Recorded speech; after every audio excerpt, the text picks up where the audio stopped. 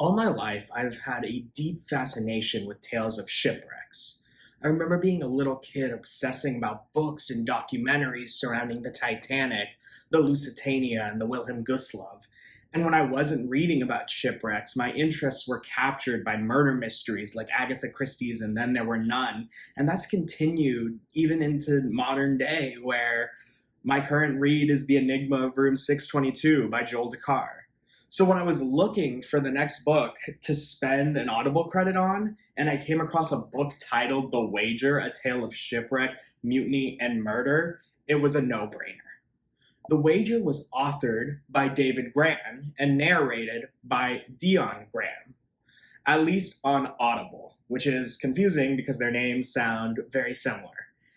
Anyway, it tells the story of the HMS Wager, which was this East India man, which was like, it's these trade vessels that would, of course, trade across the East Indies. So it was an East India man, and it got turned into a man of war during the War of Jenkins' Ear, which was a multi-year conflict between the Spanish Armada and the British Navy in the 1730s. So while this review is designed to not be heavy on spoilers, the Wager kind of tells you what it's about based off its title, as we follow the lives of our in-book narrators, Captain David Cheap, Gunner John Bulkley, and Midshipman John Byron, as they work to survive the ordeal of the Wager's shipwreck on a desolate island off the coast of present-day Chile. So my way of designing these book reviews is breaking them down into three parts. The first one that we're going to talk about is what didn't work for me. Secondly, we're going to talk about what worked for me, and then we're going to talk about the overall rating. Now, I really want to stress that, like all reviews, this just talks about what did or did not work for me in particular, and could be very different from your personal feelings or opinions.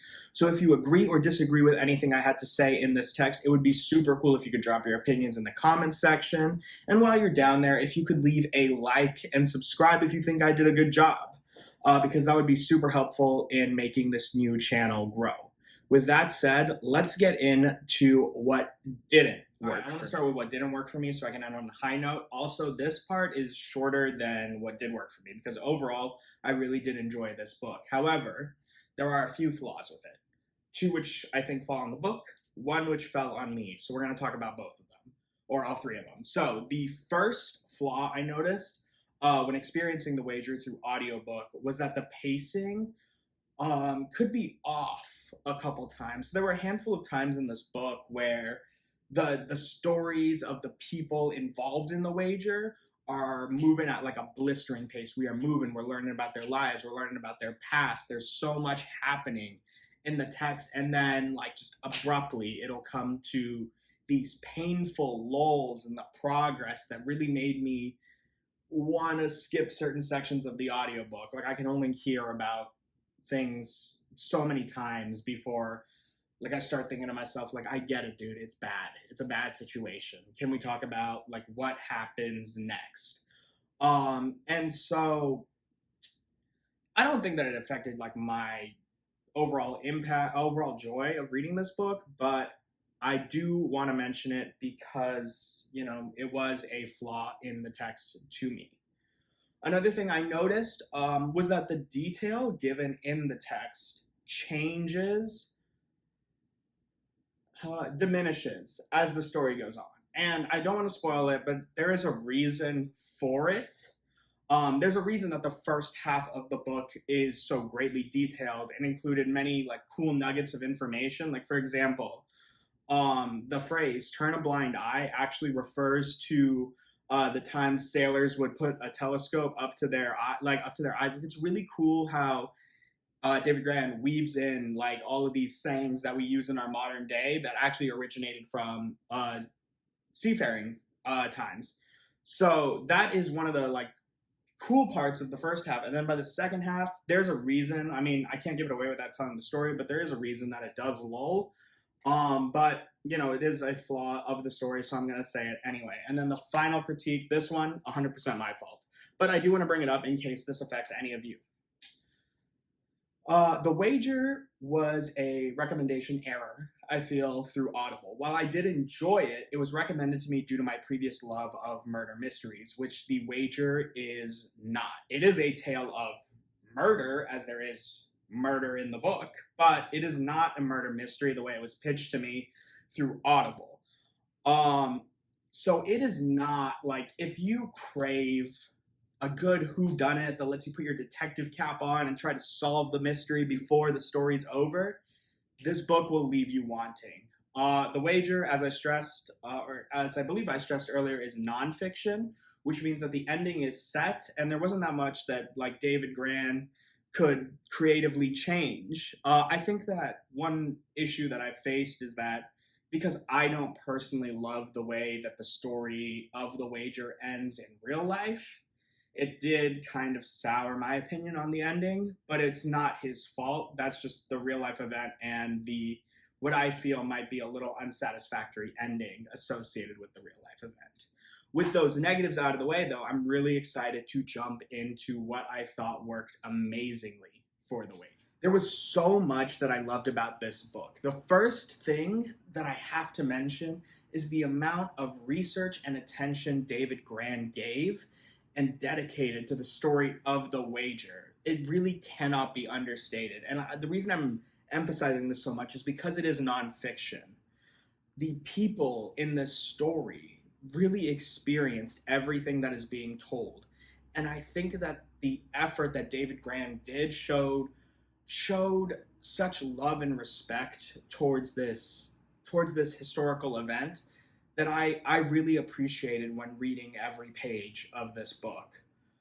Grann beautifully weaves historical context and the natural drama that would surround a shipwreck into his book, and he does that through real crew journals, whose entries create much of the Wager's bulk. Like, much of the book is pulled from diaries, and Grann knows exactly what to thread onto the page to link these entries together into telling a complete and harrowing story about the experiences the crew of The Wager faced.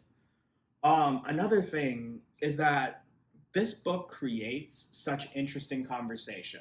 Normally, I hate morally gray books because I feel like most people don't accurately do that. I'm trying to be like kind about it, but it's like people throw moral gray around.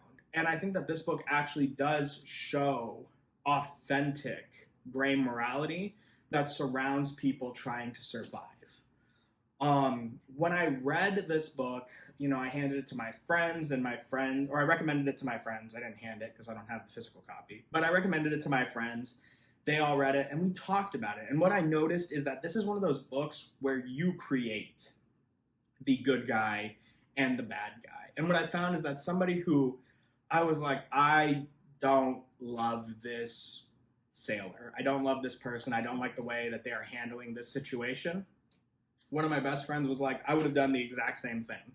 And I think that that's interesting. Like, where the characters, I hate using the word characters because these are real people. The sailors in this text are so fascinating, and they're so human that you might agree with their decisions at times, you might disagree with their decisions at times, and then you make the final choice of who would you label as the right and the wrong in this situation.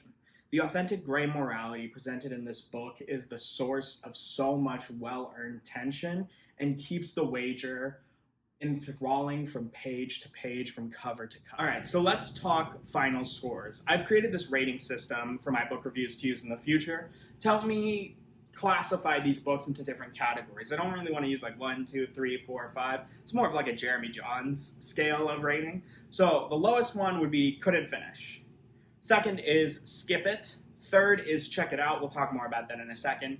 4 is buy it. And 5 is I would like a signed author's copy. So I think that if you're a fan of shipwrecks like me and tales of the survival undergone by the crew, this would be an automatic buy. It's great. It's filled with so much interesting shipwreck trivia, nautical trivia, so much detail and effort and research that it's honestly mind-boggling. So if that's something that you love, buy it. However, if mystery was the reason that you thought about picking up The Wager, I don't want to say skip it. I would say check it out. And by that, I mean is if you can find it in your local library, please support your local libraries, guys. But if you can find it in your local library, check it out, read it. You'll have a good time with it. You might not come back to it multiple times, but I think that it's still something worth reading and enjoying. For me, it was an easy buy, as I've said before, and I very much enjoyed reading it. It inspired me actually to look into more of David Grann's books, and what I didn't know was that Killer of the Flower Moon, which I've seen trailers of, like through YouTube and stuff, is one of his books, and it's coming out October 2023, so I'm going to pick that up and read it because I'm very interested if his writing style translated from from The Wager to that book, or the other way around. What I do know is that if I like it, there might be a double review coming in October of both the movie and the book, so please look forward to that. Anyway, thank you all so much for watching this review. I know it was a little scatterbrained. Please give me some grace. I'm just starting here. I do hope to do more of these soon. Also, I'm writing a story of my own. I'm currently publishing it for free on Wattpad, but there's a new chapter that comes out every Friday, so if you're interested in that, please check it out on my channel page. I'll make sure that there's a link visible, at least in the discussion section. And of course, leaving a like and subscribing is such a big help here on YouTube, especially for small and young channels like me that are trying to grow.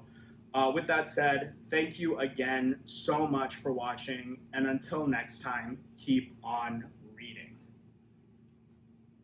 If you are watching this section, that means that you have made it to the end of my review. Over on somewhere in this area, there will be other videos for you to check out. If you would like to see me play through a little bit of Hogwarts Legacy, that'll be here. And if you would like me to, or if you would like to hear me talk about reasons that I love specific characters in fiction, you can check out my Why I Love playlist over here.